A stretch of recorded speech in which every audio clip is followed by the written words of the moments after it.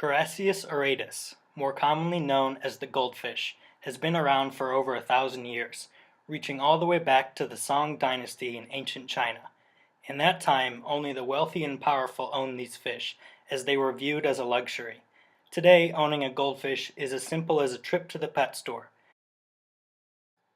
The goldfish has an elongated, stocky body and 15 to 20 fin rays in the dorsal fin. A fin ray are the spikes that give the fins their structural support. Domesticated populations show off a bright orange or white color, while wild populations are typically seen with earth tone colors, soft gold, olive green, or creamy white.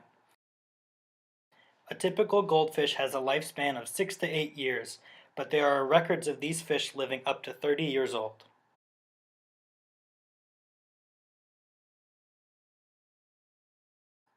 In 1830, a ship captain named Henry Bully Robinson brought back these exotic fish from Europe and used them to stock a private pond, like this one. Pretty soon, the fish began to multiply and overcrowd the pond, so he decided to give away as many fish as he could to anyone who wanted to stock their own ponds. It wasn't until 1878 when the recently created U.S. Fish Commission began to take notice of the goldfish. In an attempt for some free publicity, they imported shipments from Japan and would give the fish away as pets to anyone who wrote a request. At the height of this event, they were giving away 20,000 fish annually to an estimated 1/3 of the population of D.C. Overflowing ponds are the main reason these fish escape into the wild. They follow the water runoff into streams, which lead to rivers, which then lead to lakes. Once there, they begin to make themselves at home. Goldfish are benthic or bottom feeders. They swim along sucking up everything and anything in their paths. Their diets mainly consist of planktonic crustaceans, phytoplankton, insect larvae, and even fish eggs. They are incredibly resilient fish. They're tolerant to high turbidity in water, extreme temperature fluctuations, living anywhere from 0 to 40 degrees Celsius, and low levels of dissolved oxygen in water.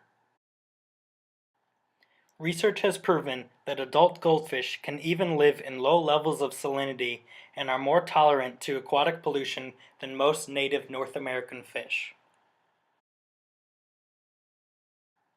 It's because of their hardiness that goldfish can have some extreme environmental impacts on their surroundings.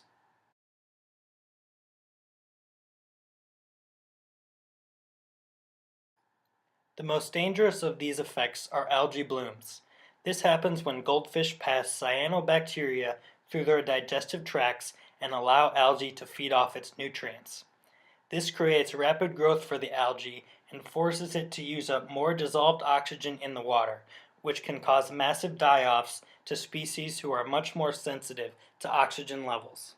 Another common problem with goldfish is their competition with native species. Because they will eat everything in their path, native species can't find enough food for themselves and will eventually die off. Goldfish have even been known to wipe out an entire frog population by eating the tadpoles. The best method to control these fish is to stop them before they spread. A common practice is collecting their eggs before they have a chance to spawn. Laws have even been put into place to cut down on uninformed people releasing goldfish into the wild. In 1941, the first recorded eradication process took place at Crystal Lake, California.